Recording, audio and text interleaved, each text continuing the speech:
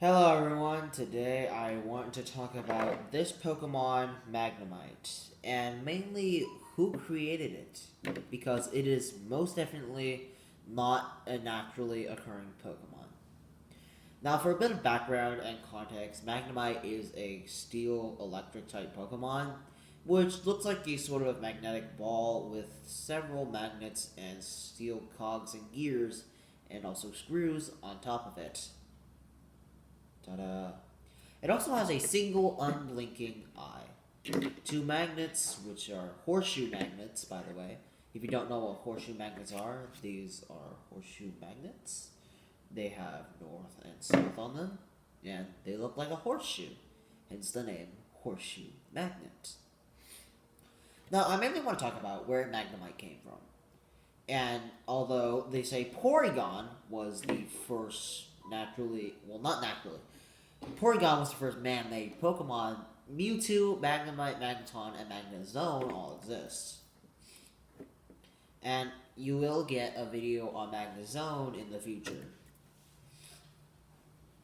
But today we're talking about the first evolution, Magneton. Not Magneton, Magnemite. Where did it come from? Like I said, it's obviously man-made because there's no way this is going to naturally evolve. It obviously is cobbled together, very shoddily, I might add, no offense to the inventor of Magnemite. It is obviously cobbled together rather shoddily from whatever parts you can find around the household. Now, you might be screaming, but Slimedex, horseshoe magnets aren't really common household items. And to that extent, well, there are magnet sets, so it could be possible that a small child accidentally invented a Magnemite while they were playing. And this is sort of reinforced by the fact that there are screws cobbled into Magnemite, making me personally think that a child invented this Magnemite. But how did it gain sentience? And this is where it's gonna get dark, and this is why this video isn't really made for kids. My personal theory is that the child somehow manifested a sort of demon, for lack of a better term, and trapped it inside the Magnemite. Now, people might be screaming, oh, but this could be true for any kind of non-organic Pokemon, like Registeel, or like you say, Magneton, Magnezone. And to that I say, well, yeah, Magneton and Magnezone evolved from Magnemite, so that would make sense. But Registeel is obviously from outer space, because if you look at the Pokedex, it does state that Registeel is made from a metal that isn't from this earth, and also that its body is hollow. Now, the demon thing could possibly make no sense, and it could also be possible that Magnemite is simply a sort of small robot that a child built for a sort of school project, and it gained sentience due to its electric typing. Or simply a child sort of did some Frankenstein thing, and Magnemite was accidentally born. Say a child attached some sort of wire to a battery as a sort of experiment. Side note, no child should ever do that, by the way. And somehow managed to transfer a lost soul into this creation. This thing. I've turned it backwards so you can see it without its eye. My personal theory is that Magnemite gained the eye after the soul was trapped within it. Now, you might be screaming that this might be a little far-fetched, and I'm saying screaming and shouting a lot. I don't know why. But you might be saying that, oh, Slimedex, this is a little far-fetched. But might I remind you that this actually happens unnervingly often in the Pokemon universe?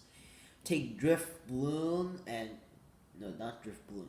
Drifloon and Driftblim. Sorry, I nearly got their names mixed up. Drifloon and Driftblim, who have souls trapped inside of them. And I am not going into detail about their dex entries because their dex entries are disturbing. And also Golett and Golurk, who also, I am assuming, run on soul energy because they are ghost ground type. What other examples are there? I mean, Misdrevious could be one because the Pokemon Stadium, its fainting animation shows its body disappearing and the pearls around its neck remaining, which probably means that the pearls are stationary objects that it might have picked up and just simply retreating into the souls. And I'm also pretty sure that Dobbs said that there were souls inside the pearls. Yeah. I might have also read that somewhere. I don't know. And what else? Oh yeah, Bramblin and Brambleghast from the new Scarlet and Violet. They are just tumbleweeds with souls inside. Same with Honedge, Dewblade, and Aegislash. I'm getting sidetracked here. I understand, but I am trying to help you visualize how this could happen. A lost soul could have also possessed Magnemite and become just trapped inside after Magnemite gained its electric typing from, again, a child could have been conducting experiments or simply been toying around with magnets. Magnets have sort of a magnetic pull and can be reinforced with electricity in a way. Well, they can be turned into electromagnets, which is obviously what Magnemite is based on. It's electric steel type and it has magnets, so it is obviously an electromagnet.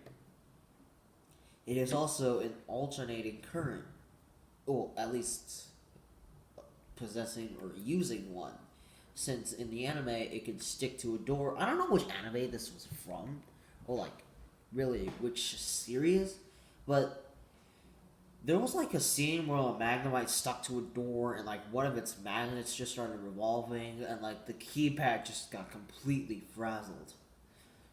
Just like smoke poured out of it. So obviously it is AC because that is an alternating current, which is something spins and that generates electricity or power, or at least energy. But also, Magnemite is able to fly. The Pokedex does state it uses magnetic repulsion. If you don't know what that is, think of a maglev train. It is able to float because there are two magnets whose poles will not attract each other. These electromagnetic poles obviously just repel each other, which is how the maglev train is able to float. And also, that sort of ties into the soul theory. Maybe the soul is allowing Magnemite to float, but that is really unlikely considering the electric steel type and not electric ghost. So I do stand firmly in affirmation with the Pokedex for this one. Yes, there goes my debate skills again. But anyways, I feel like the Pokedex did get one thing right. Magnemite is floating using magnetic repulsion due to its electric powers. And also, just an interesting little tidbit, it fires off Thunder Wave from these right here, the magnets. Interestingly though, the Pokedex calls them the units at its sides. Come on, Pokedex, just call them magnets. Come on, man. Alright, anyway, Slime Deck signing off. Hope you enjoyed this video.